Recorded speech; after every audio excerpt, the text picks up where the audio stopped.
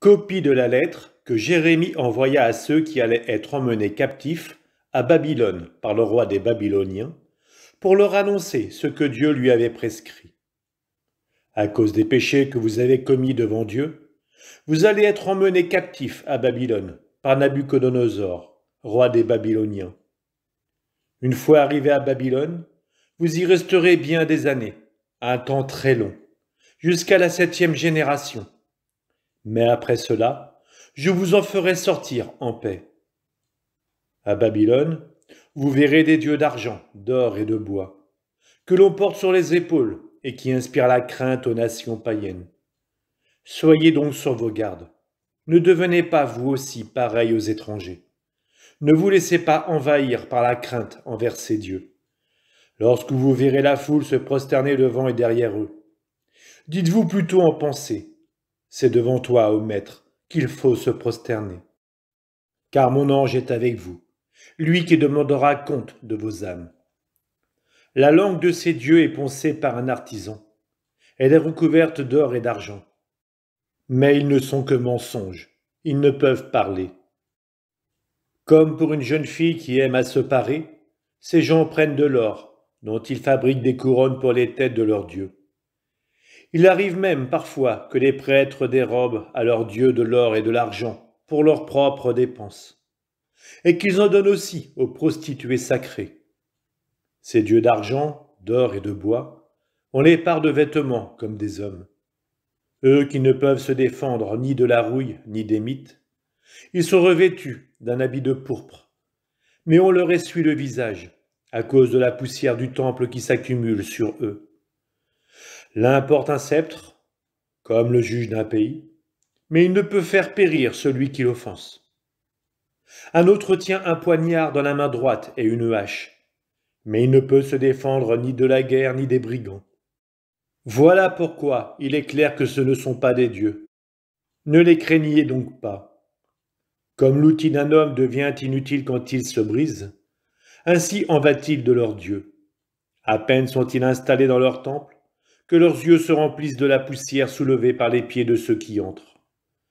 Comme on verrouille les portes de toutes parts sur un homme qui a offensé le roi, en vue de le conduire à la mort, ainsi les prêtres font-ils de leur temple des forteresses, avec des portes munies de verrous et de barres, par crainte d'un pillage de voleurs.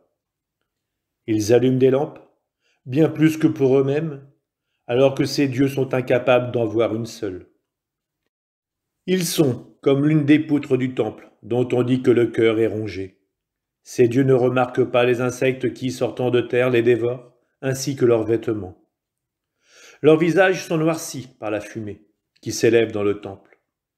Au-dessus de leur corps et de leur tête volent des chauves-souris, des hirondelles et d'autres oiseaux. Il y a même des chats. Voilà pourquoi vous comprendrez que ce ne sont pas des dieux. Ne les craignez donc pas. L'or dont on les recouvre pour les rendre beaux, si personne n'en essuie la surface ternie, ce n'est certes pas eux qui le feront briller, car même quand on les fondait, ils ne sentaient rien. On les achète à un prix exorbitant, eux qui n'ont pas le moindre souffle. Comme ils n'ont pas de pieds, on les porte sur les épaules. Ils montrent ainsi aux hommes ce qui fait leur déshonneur. Même ceux qui les servent en éprouvent de la honte. Car pour les empêcher de tomber à terre, ils les soutiennent. Si quelqu'un les met debout, ils ne se déplaceront pas d'eux-mêmes. S'ils penchent, ils ne peuvent pas davantage se redresser. Mais c'est comme à des morts qu'on leur présente des offrandes. Les victimes qui leur sont offertes, les prêtres les revendent et en tirent profit. De même, leurs femmes aussi en prennent une partie pour les saler, sans rien distribuer aux pauvres ou à l'infirme. La femme en est en impureté et la femme qui vient d'accoucher ont un contact avec ces offrandes.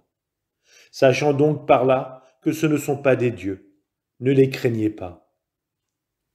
D'où vient qu'on les appelle des dieux, alors que des femmes présentent des offrandes à ces dieux d'argent, d'or et de bois? Les prêtres siègent dans leur temple, avec des habits déchirés, les cheveux et la barbe rasés, la tête découverte. Ils poussent des hurlements et crient devant leur Dieu, comme des gens qui prennent part à un repas funèbre. Ils enlèvent les vêtements des dieux pour en habiller leurs femmes et leurs enfants. Quelqu'un fait-il du mal ou du bien à ces dieux? Ils sont incapables de le rendre, incapables aussi d'établir ou de destituer un roi. De même, ils ne pourront donner ni richesse ni argent. Si quelqu'un ne s'acquitte pas d'un vœu qu'il leur a fait, jamais ils ne le réclameront. Ils n'arracheront pas un homme à la mort. Ils ne délivreront pas le faible des mains d'un puissant. À l'aveugle, ils ne pourront rendre la vue, ni délivrer l'homme en détresse. Ils n'éprouveront aucune compassion pour la veuve. Ils ne seront d'aucun secours à l'orphelin. Ils sont pareils aux pierres extraites de la montagne, ces objets de bois, recouverts d'or et d'argent, et ceux qui les servent en seront pleins de honte. Comment donc peut-on penser ou proclamer que ce sont des dieux? Bien plus, les Chaldéens eux-mêmes les déshonorent, car lorsqu'ils voient un muet qui ne peut parler, ils le présentent à Bel et demandent qu'il recouvre la voix, comme si le dieu était capable de percevoir quoi que ce soit. Eux-mêmes sont incapables, même quand ils réfléchissent, d'abandonner ces dieux, tant le bon sens leur manque. Quant aux femmes, elles s'entourent d'une corde et s'installent sur les chemins pour brûler du son comme une fumée d'encens. Quand l'une d'entre elles, entraînée par quelques passants, a couché avec lui, elle se moque de sa voisine, qui n'a pas obtenu le même honneur, et dont la corde n'a pas été rompue. Ce n'est que mensonge, tout ce qui se fait pour eux. Comment donc peut-on aller jusqu'à penser ou proclamer que ce sont des dieux?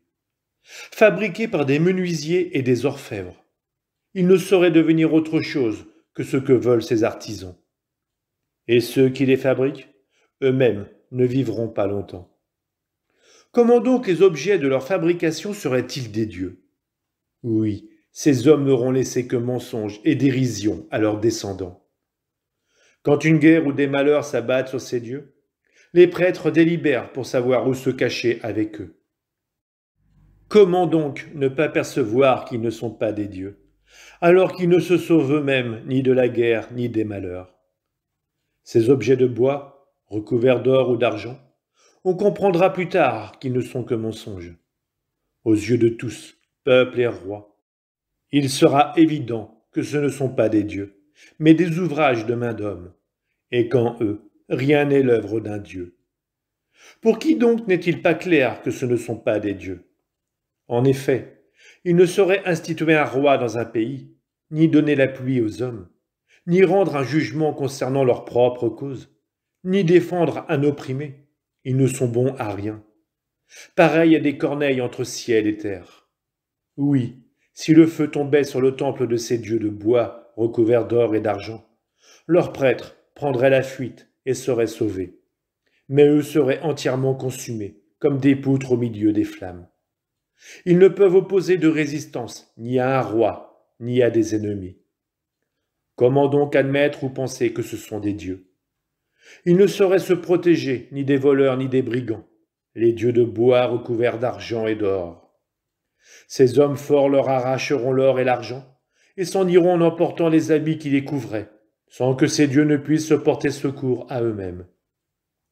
Aussi faut-il mieux être un roi déployant son courage, ou dans une maison, un outil efficace dont fait usage son propriétaire, que d'être ces faux dieux. Mieux vaut être une porte dans une maison, protégeant ce qui s'y trouve, un pilier de bois dans un palais royal, que d'être ces faux dieux. Car le soleil, la lune et les étoiles, qui brillent et ont mission de servir, obéissent. De même l'éclair, beau à voir quand il jaillit, et le vent lui-même qui souffle en tout pays, et les nuages, quand Dieu leur ordonne de parcourir toute la terre, tous ils accomplissent son ordre. Et le feu, envoyé d'en haut pour dévaster montagnes et forêts, fait lui aussi ce qui est commandé. Or ces dieux ne leur sont comparables ni en beauté, ni en puissance. Voilà pourquoi il ne faut pas penser, ni proclamer que ce sont des dieux, eux qui ne sont pas capables de rendre un jugement, ni de faire du bien aux hommes. Sachant donc que ce ne sont pas des dieux, ne les craignez pas. Ils ne peuvent en effet ni maudire, ni bénir les rois.